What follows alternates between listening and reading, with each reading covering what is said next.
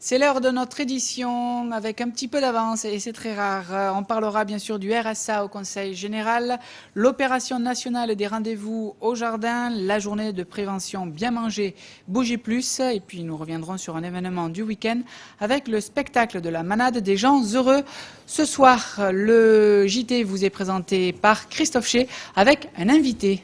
Oui, bonsoir Frédéric. Nous recevons en effet Benoît Morin du Colibri qui représente bien le manoir de Courbesac sur lequel nous reviendrons et nous évoquerons plus précisément les deux soirées humoristiques qui sont prévues les 11 et 12 juin prochains. Nous aurons l'occasion d'y revenir en fin de journal. Bonsoir à toutes et à tous. On débute ce journal sur une note sportive avec la préparation de la saison 2009-2010 de l'USAM, le club de handball masculin nîmois qui devrait se maintenir l'année prochaine en division 1, sauf si une rétrogradation administrative devait sanctionner le club présidé par Jean-Pierre Vernier. En attendant, le club nîmois s'est choisi un nouvel entraîneur après le départ d'Alain Porte, nommé au poste de sélectionneur de l'équipe nationale de Tunisie. C'est Laurent Puységur qui a été désigné pour lui succéder, un nom qui vous dit sans doute quelque chose, puisque Laurent Puységur a été champion du monde de handball en 2001, 2 ans avant de remporter la Ligue des champions avec Montpellier. Un nouvel entraîneur et des ambitions renouvelées, comme nous l'explique Philippe Reg dans ce sujet. C'est officiel, le nouvel entraîneur de l'USAM Nîmes-Gard a pour nom Laurent Puységur. Pour être capé, celui qui prend le relais d'Alain Porte n'est pas à Nîmes, en terre inconnue. J'ai vécu un peu de mon adolescence ici, j'ai foulé un peu les parquets ici aussi, donc maintenant je reviens à des terres que je connais depuis assez longtemps. Cerise sur le gâteau, l'ancien USAMiste a choisi l'ex-capitaine du club pour le seconder dans sa tâche. On est assez complémentaires, on a des caractères différents. Au niveau des joueurs, ça risque d'être intéressant aussi d'avoir des discours qui ne sont pas totalement les mêmes. Tactiquement et stratégiquement, c'était un gars intelligent et je pense qu'il va pouvoir nous apporter beaucoup de choses à ce niveau-là. C'est vrai que ça faisait 2 ans donc, que j'avais arrêté et que j'avais besoin aussi de couper totalement. Et que là, il y a eu une décision à prendre très rapidement, puisque Laurent m'a demandé jeudi ou vendredi si sa proposition, son projet était retenu, si je voulais bien être de la partie et être son adjoint. C'était peut-être le moment ou jamais d'essayer de remettre un pied, surtout dans des périodes un peu délicates comme ça, d'un club où on a grandi et où on a tout donné. Donc c'était peut-être le moment. Ouais. L'USAM a gagné son maintien sportif en élite en battant Créteil lors de la dernière journée du championnat. Mais l'hypothèse d'une relégation administrative n'est pas encore exclue. On ne pouvait pas se permettre de laisser les joueurs, le club, même l'ensemble du club, l'ensemble des éducateurs, l'ensemble des bénévoles, sans avoir pris une décision concernant l'équipe qui allait entraîner la Division 1. J'espère l'année prochaine. Et c'était vraiment une décision qui nous tardait de prendre pour rassurer tout le monde.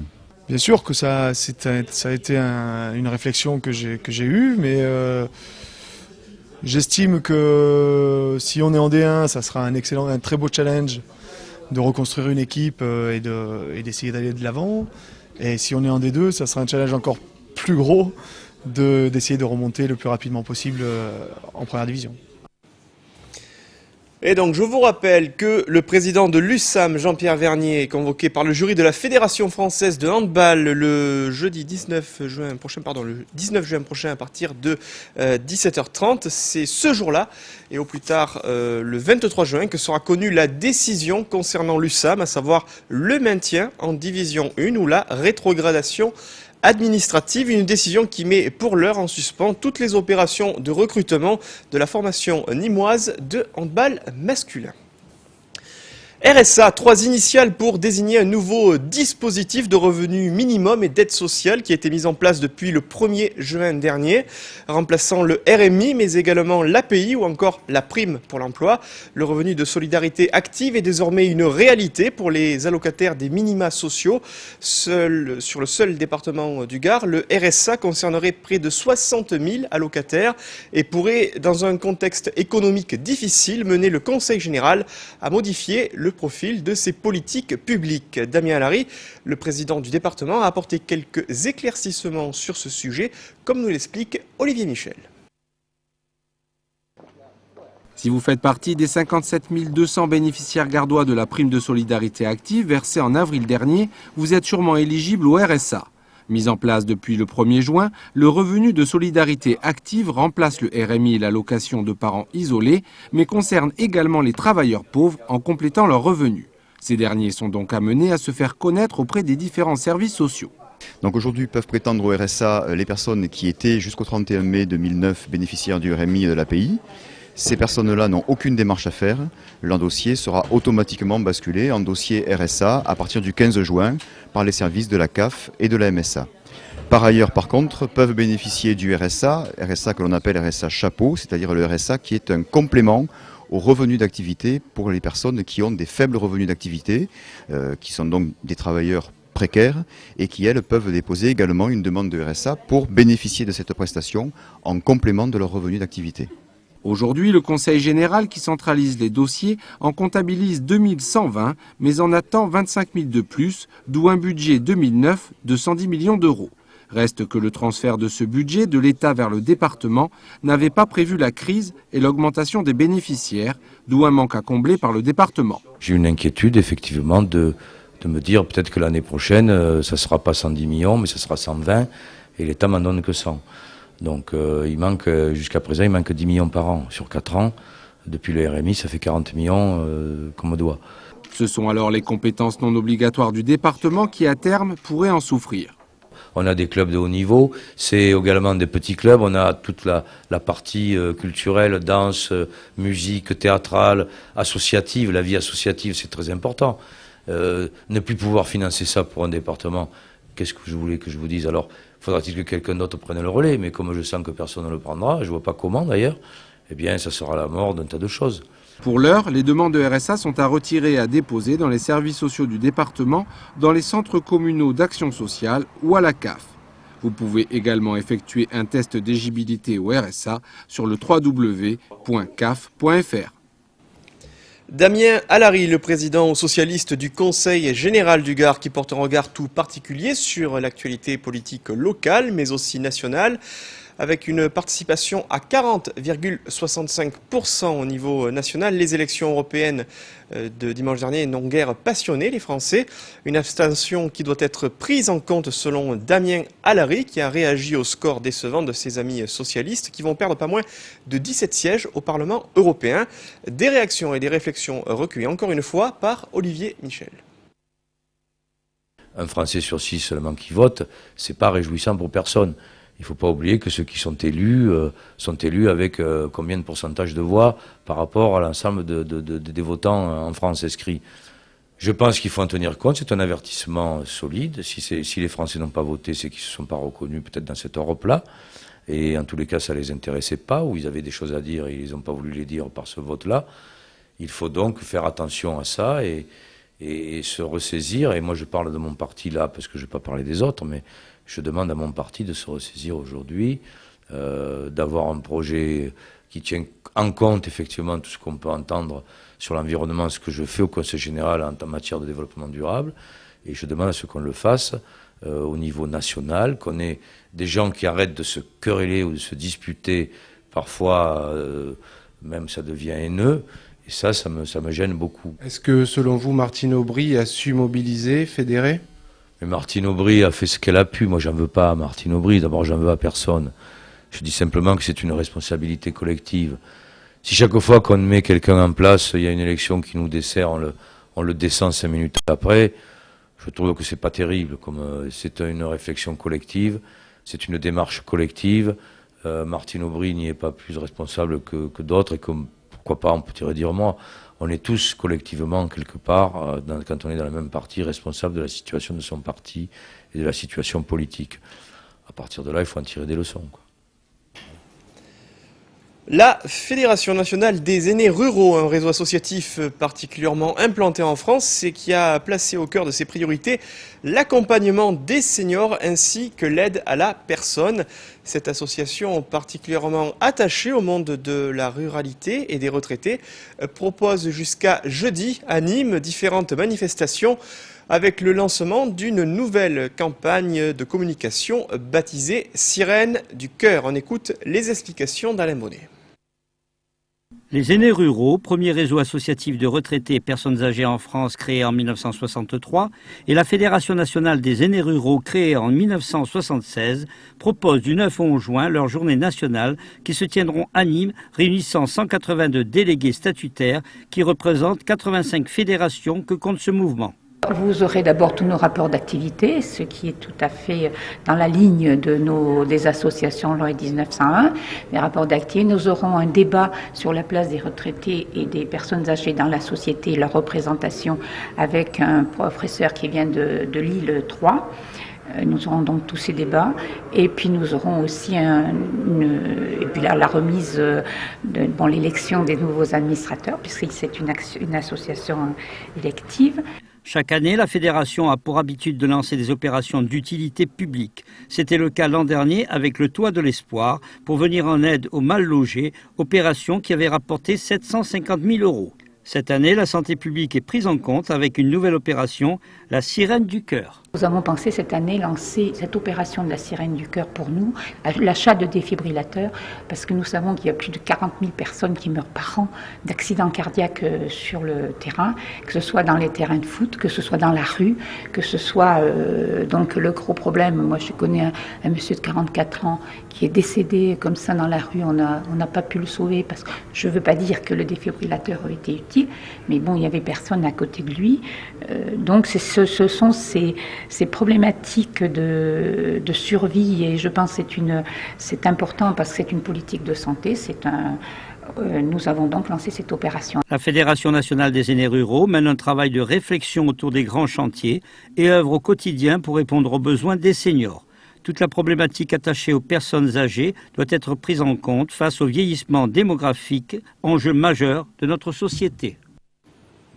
Manger, bouger ou encore éviter de manger des aliments gras, salés, sucrés, autant de recommandations de la part du ministère de la Santé, de la Jeunesse et des Sports afin de prévenir les risques d'obésité dès le plus jeune âge. C'est justement samedi dernier que se sont tenues les 4e journées de prévention contre l'obésité infantile organisées par le pôle promotion santé avec ce slogan « Bien manger, bouger plus » pour qu'une alimentation équilibrée soit associée à la pratique d'une activité physique régulière. Différents ateliers étaient proposés en direction du jeune public sans oublier la présentation des meilleurs produits du terroir. 5 fruits et légumes par jour, mais pas que. C'est ce que nous explique Amandine Ducor sur ces images d'Olivier Michel.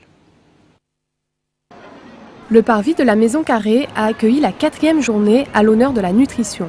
Au programme, activités sportives et jeux de loi. Une manière très ludique d'aborder le thème de l'alimentation. C'est toujours bien manger, bouger plus, donc plein de petits conseils pour avoir une alimentation équilibrée, pratiquer une activité physique régulière, donc pour se maintenir en bonne santé. Chaque année, donc, il y a toutes des actions qui se mettent en place dans les écoles pour faire de la prévention. Il y a également donc, une journée grand public.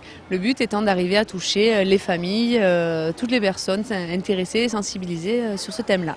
Manger 5 fruits et légumes par jour, bien manger, bouger plus, ou encore prenez le temps d'un fruit d'ici, autant de conseils destinés au grand public. Mais dans tous ces messages, pas vraiment facile de s'y retrouver pour le consommateur. C'est vrai qu'il y a eu énormément de messages dans ce domaine-là. Nous ne sommes pas les seuls à travailler là-dessus. C'est un message qui est relayé par beaucoup d'associations, qui est relayé aussi par le niveau national.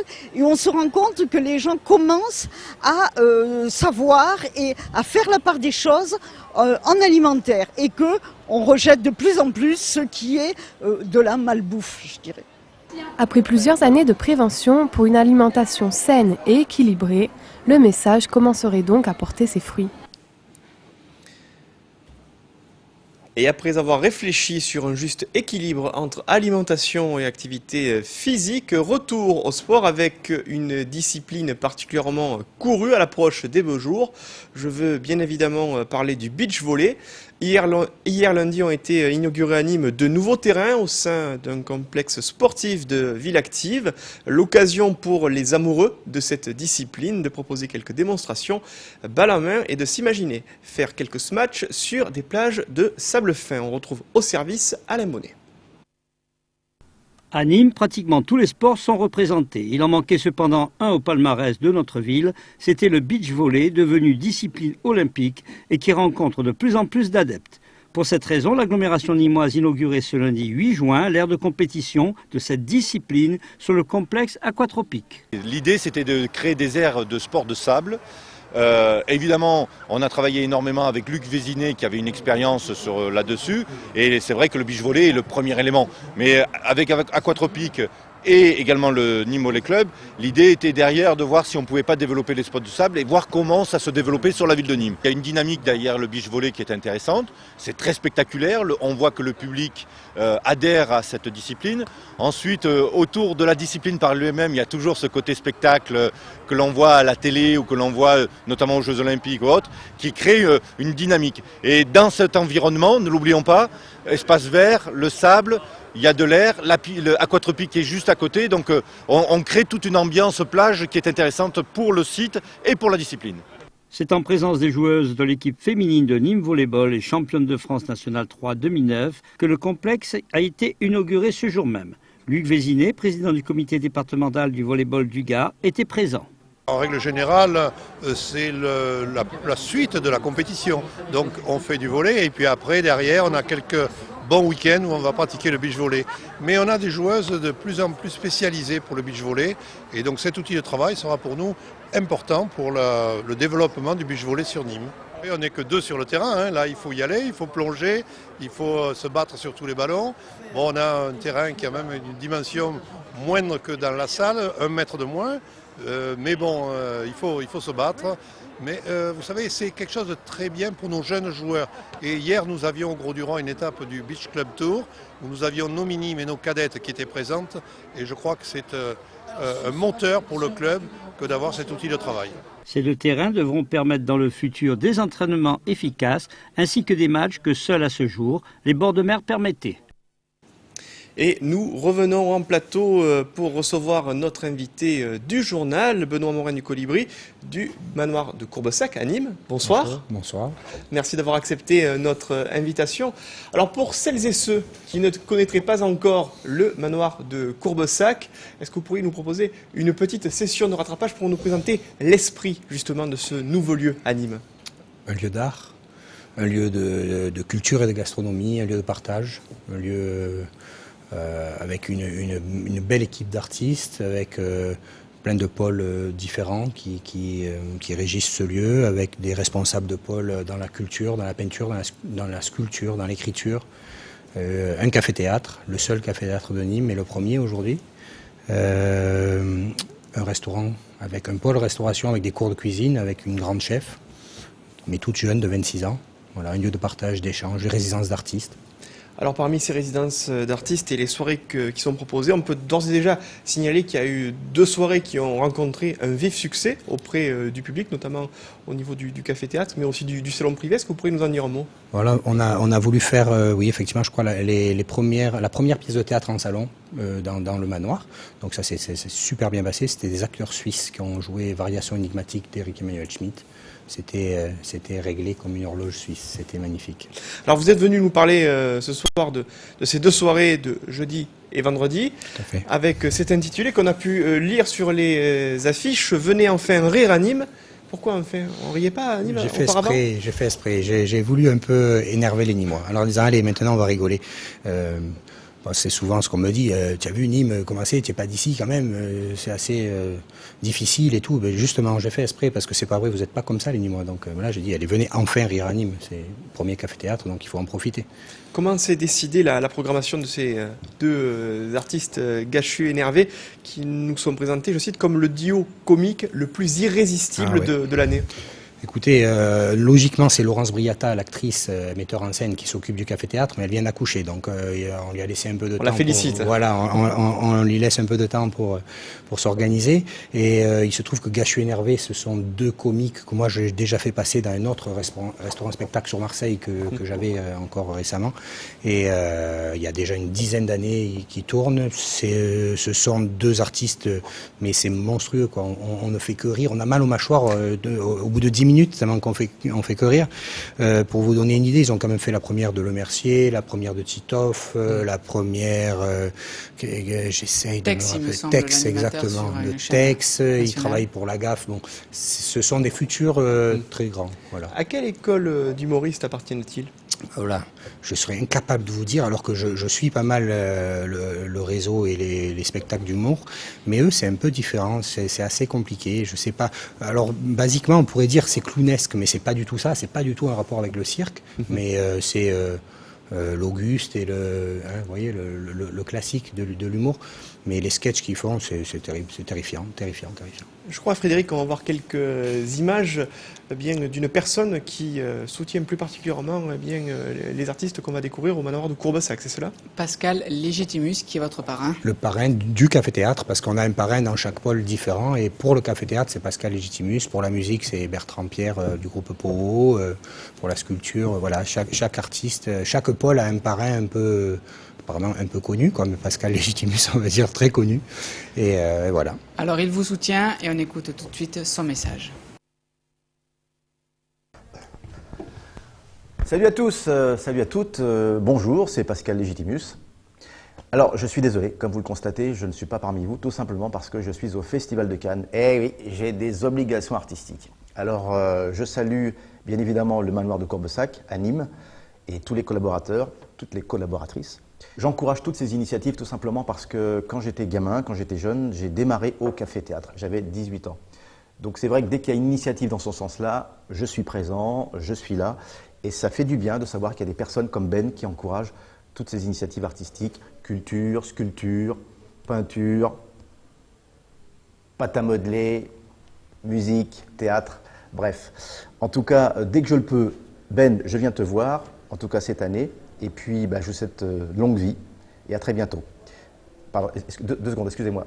Oui, j'arrive. Bon, excusez-moi, j'ai Sharon Stone et Ali Berry qui m'attendent. Vous l'avez compris, ce sont les obligations artistiques. À bientôt. Et on l'a compris, Pascal Légitimus, qui est loin d'être un inconnu pour les grandes stars de ce monde.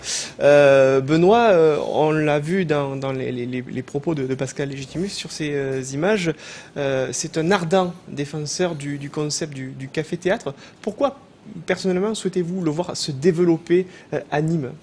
On a besoin de rire. Non, mais on a vraiment besoin de rire. C'est une période morose, c'est une période de crise on en parle tous les jours. Il faut sortir de cette crise. Je pense que le rire et la culture font partie des moyens les plus simples et les plus accessibles. Je crois que rire aujourd'hui, ça va être un médicament et pas homéopathique pour s'en sortir. Il faut rire.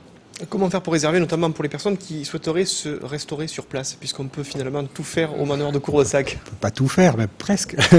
On peut téléphoner, on peut aller sur le site internet. C'est vrai que le plus simple aujourd'hui, c'est de téléphoner parce que c'est une toute petite salle.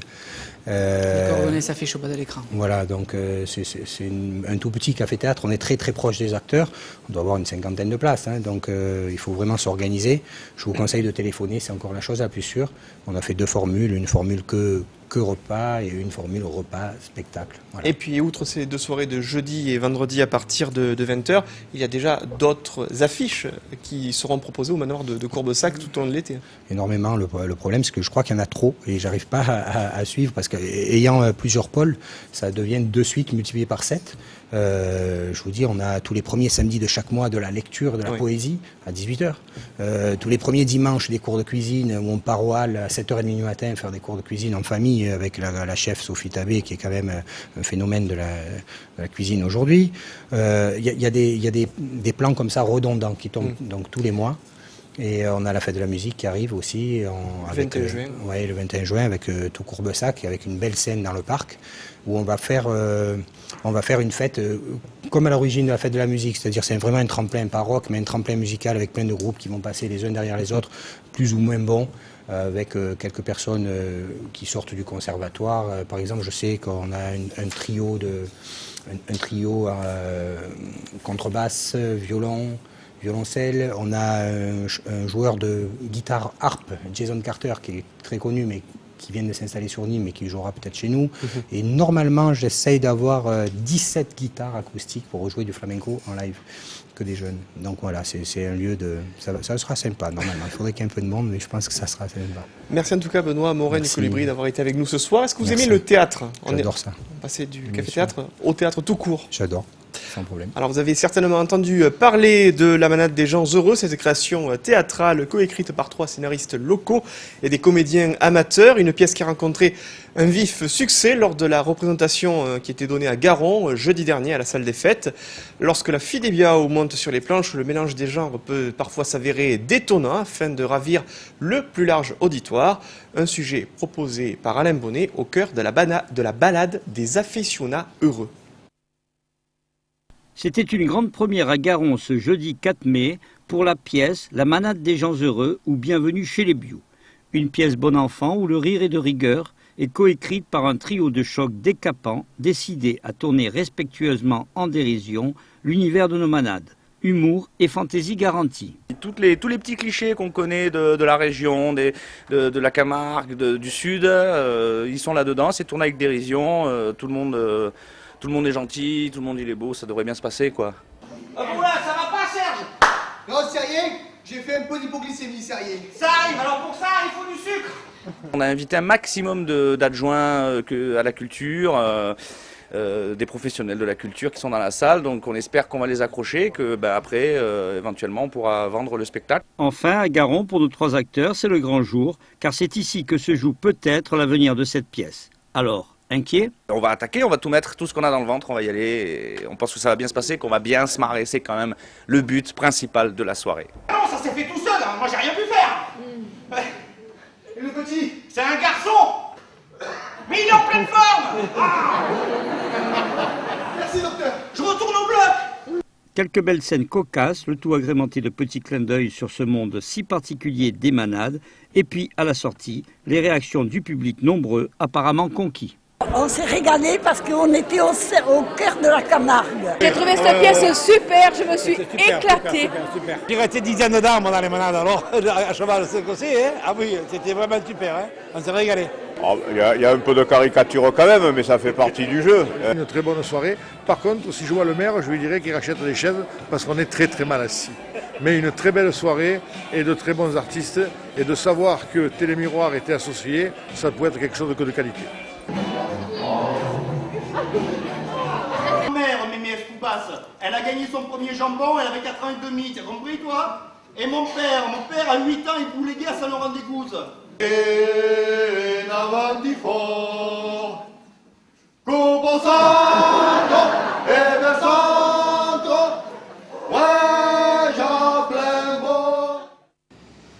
Et des Biao Toros, il n'y a qu'un pas que nous franchissons allègrement sur Télémiroir avec la tenue dimanche dernier d'une grande noviade sans picador organisée dans le cadre monumental des arènes de Barcelone.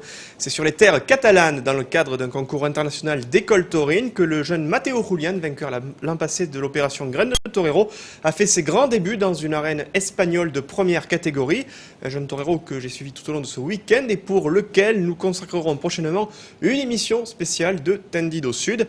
En attendant, voici un retour sur cette journée dominicale très particulière pour Mathieu Picard à Barcelone, où l'afition est plus présente que jamais. À Barcelone, le soleil se lève aussi sur les célèbres dômes bleus et blancs de la célèbre monumentale catalane. Une arène mythique qui accueillera dans moins d'un mois le célèbre José Tomás dans le cadre d'une corrida en 1 contre 6 revêtant un caractère historique. Mais avant les ors du toreo de José Tomás, les arènes de Barcelone accueillaient dimanche dernier la première rencontre internationale Ciudad Condal, regroupant les meilleurs représentants d'écoles taurines espagnoles et françaises. un événement organisé et financé par la Fondation El Juli au profit de l'école taurine de Catalogne qui se trouve actuellement dans une situation matérielle délicate. Bien sûr, c'est très important que finalement cette année, grâce surtout à l'aide que la Fondation El Juli a donnée à ces supports, puisse se faire cette première rencontre internationale.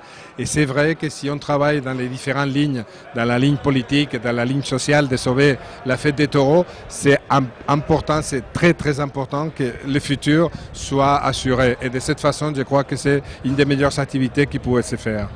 À 18h30, ils étaient 7 apprentis novilleros à fouler le sable humide de la fameuse monumentale, élèves des écoles taurines de Catalogne, bien évidemment, mais également de Guadalajara, Arganda del Rey ou encore du Portugal. Le centre de tauromachie de Nîmes était pour sa part représenté par le vainqueur de l'édition 2008 de Graines de Torero, Mathieu Picard, alias Matteo Julian. C'est vrai que c'était très impressionnant de voir ces énormes arènes, ces gens qui te serrent dans leurs bras. C'est vrai que j'ai vécu quelque chose d'énorme. Et de faire le Paseo dans une aussi belle arène, voilà, c'est un grand rêve qui se réalise. On était là pour l'école taurine de Barcelone, donc c'est vrai on était tous frères, tous compañeros, c'est ça qui est beau aussi en piste. Devant le 6e exemplaire de Manuel Vázquez Gago, l'Arlésien d'adoption a fait valoir l'étendue de ses dispositions et toréé avec beaucoup de classe, traçant des gestes fluides et à la profondeur affirmée. Ferme dans ses attitudes, Matteo Julian a fait forte impression pour sa première course dans une arène espagnole de première catégorie. Malheureusement, un maniement défectueux de l'épée l'a empêché d'obtenir l'oreille de son adversaire. Je me suis régalé sur des séries à droite, surtout quand il était à côté de moi, le plus près de moi. Et voilà, après, c'est vrai qu'aux aciers, j'ai pas réussi à le tuer, mais bon, on verra la suite. Une oreille qui a été accordée en revanche à l'élève de Séville, Álvaro Gil, mais également au Portugais Paco Velázquez, ainsi qu'à Ángel Puerta, représentant de l'école de Guadalajara, et qui a remporté le trophée final décerné en piste par Julián López, père du torero vedette El Juli, parrain de cette manifestation. Une course qui s'est conclue sur une note positive avec la sortie en triomphe du jeune catalan Jonathan Dublino, preuve que le blé en herbe taurin ne cesse de pousser en terre catalane.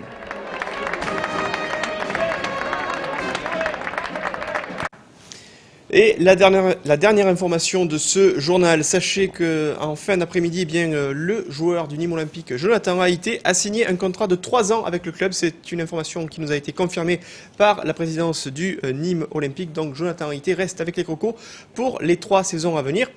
C'est une précision qu'il faut donner, Frédéric, puisque ce soir, nous n'en parlerons pas. On parlera de tous les contrats et de l'avenir des autres joueurs du Nîmes Olympique. Mais à l'heure où nous enregistrions cette émission, on n'avait pas encore l'information comme quoi Jonathan Haïté restait pour les 3 saisons à venir avec les Crocos. Et elle sera diffusée à 21h. Et l'invité, c'est bien sûr Jean-Louis Gazot, le président du club Nîmes Olympique, et qui parlera, comme vous l'avez dit Christophe, de l'avenir des Crocos. Merci Christophe. D'autres informations peut-être avant de refermer cette édition? C'est tout pour ce soir. Merci Frédéric et bonne soirée. Merci à vous. Merci à Alain, Raphaël et Jonathan pour l'aide apportée à la réalisation de cette émission. Je vous souhaite de passer une excellente soirée à notre compagnie et à demain. Au revoir.